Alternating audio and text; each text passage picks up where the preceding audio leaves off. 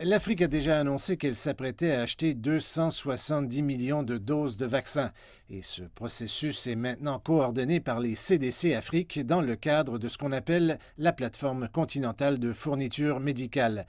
John Nkengasong, directeur des CDC Afrique, dit que tout se passe comme prévu. Je suis heureux d'annoncer que le processus de précommande a commencé avec, je pense, 7 États membres. Je ne me souviens pas du nombre exact car il continue de changer. Maintenant, nous nous engageons avec la plateforme de fourniture médicale pour l'Afrique pour passer leurs commandes. De nombreux pays africains opteront pour le vaccin de Pfizer qui nécessite une température de stockage de moins 70 Celsius. Pour aller de l'avant, les CDC Afrique ont suggéré comment les États membres devraient gérer le processus de transport et d'administration de la vaccination avec un exemple. Si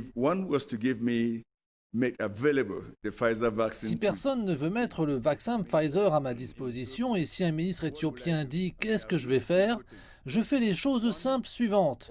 Tout ce dont nous avons besoin comme vaccin, nous les ferons parvenir à l'aéroport d'Addis Abeba. Et les compagnies aériennes éthiopiennes, les compagnies aériennes kenyanes et d'autres sont désormais équipées pour transporter les vaccins qui ont des exigences en matière de chaîne du froid. Ensuite, à partir de là, la deuxième chose que nous faisons est de créer une unité de coordination de la vaccination à l'Institut éthiopien de santé publique, là où ils ont déjà des chaînes du froid. Ils ont des contenants qui peuvent conserver les doses à moins 70 degrés et des réservoirs d'azote liquide. Donc cela ne devrait pas être un problème. Donc une fois que mes vaccins sont stockés à l'Institut de santé publique, la troisième chose que nous devons faire est de créer des points de vaccination à travers Addis Abeba.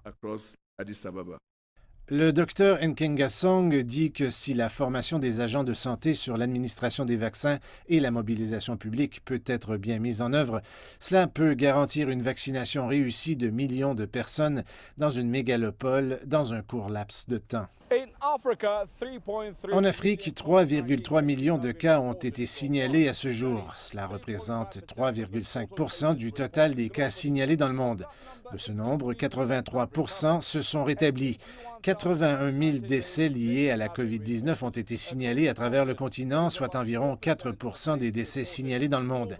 Pourtant, les experts disent que l'Afrique doit continuer son travail de prévention et de gestion jusqu'à ce qu'elle obtienne suffisamment de vaccination.